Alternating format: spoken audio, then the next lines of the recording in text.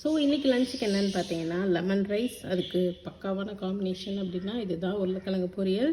So lemon rice, potato பொரியல், அதுக்கப்புறம் வந்து ஒயிட் ரைஸ். இது வந்து தேங்காய் சட்னி. இது வந்து சாப்பாட்டுக்காக ஒயிட் ரைஸ்க்காக அரைச்சிருக்கேன், ரொம்ப சூப்பராக இருக்கும். அதே மாதிரி இது வந்து நீங்கள் லெமன் ரைஸ்க்கு யூஸ் பண்ணலாம், கர்ட் ரைஸ்க்கும் வந்து சைட் டிஷ்ஷாக நீங்கள் கொடுக்கலாம், ரொம்ப சூப்பராக இருக்கும். வெறும் 4 இன்க்ரீடியன்ட் தான். தேங்காய், கொஞ்சமாக புளி, 2 பல் பூண்டு, அதுக்கப்புறம் வந்துட்டு வரமிளகா, இதெல்லாம் போட்டு அரைச்சிட்டு தாளிச்சிங்க அப்படின்னா சூப்பரான சட்னி ரெடி.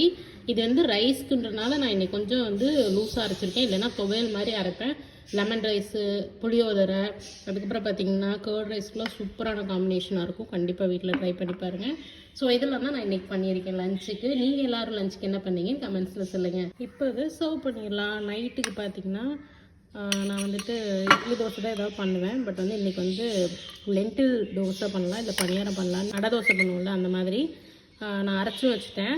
அதோட ரெசிபி கவர் பண்ணியிருக்கேன், சீக்கிரத்தில் போஸ்ட் பண்ணுறேன். யாருக்கு தான் வந்து பொட்டேட்டோ பொரியல் பிடிக்காது சொல்லுங்கள், எல்லாரோட ஃபேவரட்டாக இருக்கும் கண்டிப்பாக. Next white rice. அவ்வளோதாங்க, சூப்பரான லஞ்ச் ரெடி.